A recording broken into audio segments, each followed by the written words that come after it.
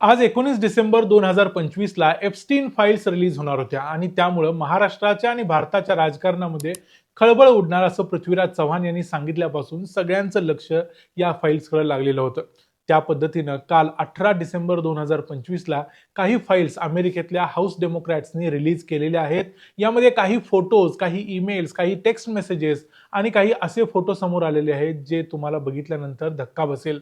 यामध्ये अमेरिकेचे प्रसिद्ध उद्योगपती बिल गेट्स यांचे काही फोटो आहेत. याशिवाय नॉम चॉम्स्की आणि वुडी ॲलन यांच्यासारख्या काही महत्त्वाच्या लोकांचे देखील फोटो आहेत. या सगळ्या गोष्टींचा खरं तर महाराष्ट्राच्या राजकारणाशी किंवा महाराष्ट्राशी काहीच संबंध नव्हता. पण सध्या ही सगळी चर्चा महाराष्ट्रात आणि भारतात अत्यंत मोठ्या प्रमाणावर होते. त्यामुळे या फाईल्समध्ये नक्की काय काय सापडलं, भारतात काही परिणाम होण्यासारखं काही फाईल्समध्ये आता सध्या मिळालंय की नाही, हे सगळं बघूया आजच्या या व्हिडिओमध्ये. मी आहे रणजित यादव आणि तुम्ही पाहताय द मराठी बाणा. आता एप्स्टीन फाईल्सची चर्चा करण्या अगोदर तुम्हाला सर्वांना थोडक्यात इन शॉर्ट सांगतो की एप्स्टीन फाईल्सचं हे सगळं प्रकरण काय. तर जेफ्री एप्स्टीन्स नावाचा एक मोठा माणूस होता अमेरिकेतला. त्याचे अनेक मोठमोठ्या उद्योगपतींच्या बरोबर, राजकारण्यांच्या बरोबर आणि फिल्म इंडस्ट्रीमधल्या अनेक लोकांच्या बरोबर कॉन्टॅक्ट्स होते. पण हा जो व्यक्ती होता जेफ्री एप्स्टीन, हा व्यक्ती पेडोफाईल होता. म्हणजे याला काही लहान मुलींच्या बरोबर शरीर संबंध ठेवायची हौस होती किंवा अशा पद्धतीचे संबंध त्यानं अनेक वर्ष ठेवले होते. 13 ते 16 वयोगटातल्या अनेक मुली तो विकत घ्यायचा, त्यांना एका रात्रीचे पैसे द्यायचा आणि त्यांना आपल्या फ्लोरिडामधल्या पाम बीचवरच्या घरी आणायचा. या त्याच्या पाम बीचवरच्या घरी अमेरिकेतले अनेक मोठे मोठे उद्योगपती, नेते जायचे, ज्यामध्ये मोठ्या मोठ्या लोकांची नावं समोर आलेली आहेत. आता यामध्ये नावं ऑलरेडी समोर आलेले मोठे लोक कोण आहेत, तर यामध्ये डोनाल्ड ट्रम्प आहेत, बिल क्लिंटन आहेत, जे दोघेही अमेरिकेचे जवळजवळ 2 वेळा राष्ट्राध्यक्ष राहिलेले आहेत. याशिवाय आणखी काही लोकांची नावं आहेत जी हळूहळू समोर येत आहेत. त्यामुळे एप्स्टीन आता सध्या जरी मेलेला असला, तो 2019च्या ऑगस्टमध्ये त्याचा मृत्यू झालाय, पण तरी देखील त्याच्या या सगळ्या काळ्या कारनाम्यामध्ये कोण कोण लोक सामील होते हे कळण्याचा लोकांचा अधिकार आहे. म्हणून त्याच्या फाईल्स सध्या रिलीज केल्या जात आहेत की त्याचं कुणाकुणाबरोबर संबंध होता, कुणाकुणाबरोबर त्याचे फोटो आहेत, त्याच्या घरी कोण कोण गेलं होतं, हे सगळं या फाईल्समधून समजतंय. याच्याबद्दलचा जर डिटेल व्हिडिओ तुम्हाला बघायचा असेल तर वरती आय बटनमध्ये किंवा डिस्क्रिप्शनमध्ये तुम्ही पाहू शकता. आम्ही तो अगोदरच केलेला आहे. पण तरीही एप्स्टीनची ही तोरतास एक थोडक्यात पार्श्वभूमी आहे. अमेरिकेतल्या लोकांच्या मागणीप्रमाणे मग एप्स्टीन फाईल्स ट्रान्सपरन्सी ऍक्ट 2025 मागच्या महिन्यात पास केला गेला. 19 नोव्हेंबरला त्यावर डोनाल्ड ट्रम्प यांची सही झाली. अर्थात त्यांना सही करायची इच्छा नव्हती, पण तरीही त्यांनी केली. पण त्यांनी सांगितलं होतं की 30 दिवसांच्या आत सगळ्या फाईल्स बाहेर आल्या पाहिजेत. ज्याप्रमाणे आज 19 डिसेंबर आहे आणि काल 18 तारखेला काही फाईल्स समोर आल्या आहेत. त्यामध्ये 68 फोटोज आलेले आहेत, ज्यामध्ये मी मगाशी म्हटलं तसं Bill Gates, Noam Chomsky, Woody Allen, Steve Bannon अशा काही लोकांचे फोटोज त्यामध्ये दिसत आहेत. यामध्ये काही स्त्रियांचे फोटो आहेत. या स्त्रियांच्या शरीरावरती काही ओळी लिहिलेल्या आहेत. या लोलिता कादंबरीमधल्या ओळी आहेत. आता यातलं सर्वात धक्कादायक नाव जे भारतातल्या सर्वांना माहिती असतं ते म्हणजे बिल गेट्स यांचं. बिल गेट्स यांचे 2 फोटो या 68 फाईल्समध्ये आलेले आहेत. या 2 फोटोमध्ये ते काही मुलींच्या बरोबर दिसत आहेत. त्या दोन्ही मुली त्यांच्यापेक्षा वयानं अतिशय कमी आहेत. त्यामुळे बिल गेट्स तिथं काय करत होते, एप्स्टीनच्या प्रॉपर्टीवरती त्यांचा तिथं काय संबंध होता, ते तिथलं कोणत्या कपॅसिटीमध्ये गेले होते, असे अनेक प्रश्न सध्या विचारले जात आहेत आणि ते विचारले जातील आणि बिल गेट्स यांना यांची उत्तर द्यावी लागतील.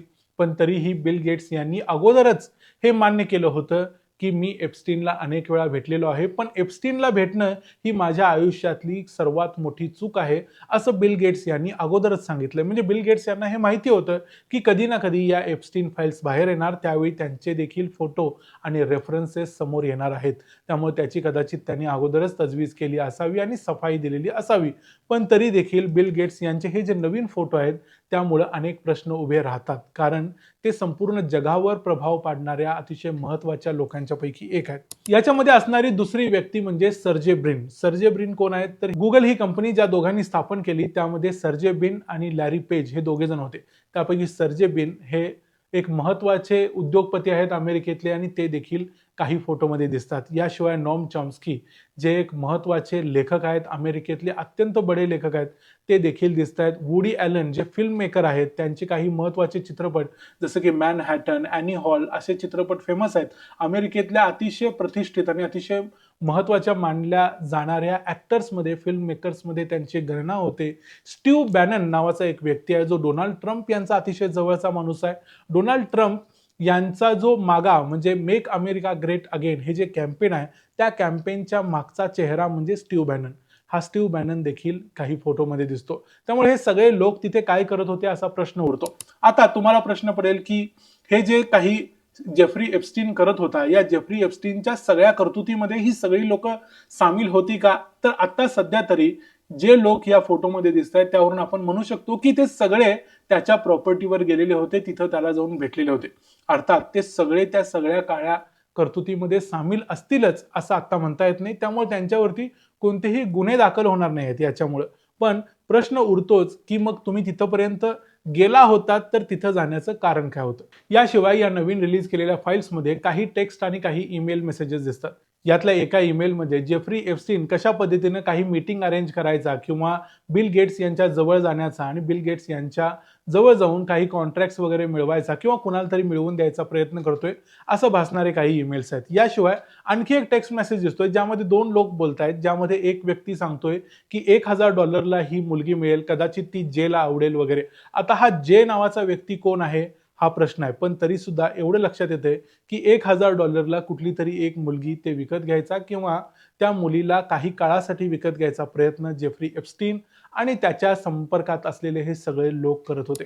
अशा अनेक गोष्टी या सगळ्या फाईल्स मधून समोर आलेल्या आहेत. अजूनही फाईल्स आज 19 डिसेंबरला म्हणजे आपल्याकडे आता दिवस आहे, आपण जेव्हा झोपू त्यावेळी अमेरिकेत दिवस होईल आणि त्यानंतर रिलीज केल्या जातील. हे सगळं धक्कादायक असलं तरी भारतात अजून धक्का जाणवेल अशी महत्वाची कुठलीही गोष्ट या फाईल्स मधून सापडलेली नाही. भारतातल्या कुठल्याही नेत्याचं किंवा उद्योगपतीचं नाव या लिस्टमध्ये आता सध्या म्हणजे काल ज्या रिलीज झाल्या त्याच्यामध्ये नाहीये. त्यामुळे भारतात त्याचा डायरेक्टली काही परिणाम आज तरी होणार नाहीये.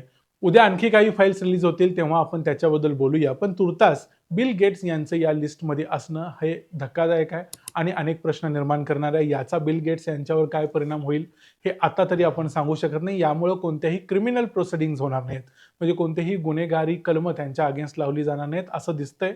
पण प्रश्न तरी विचारला जाईल की बिल गेट्स इथं काय करत होते. जेफ्री एप्स्टीनच्या फाईलमध्ये सापडलेल्या या सगळ्या गोष्टींचा परिणाम काय होईल, भारतात काय परिणाम होईल किंवा अमेरिकेत काय परिणाम होईल हे तुम्ही आम्हाला कमेंट्समध्ये सांगा.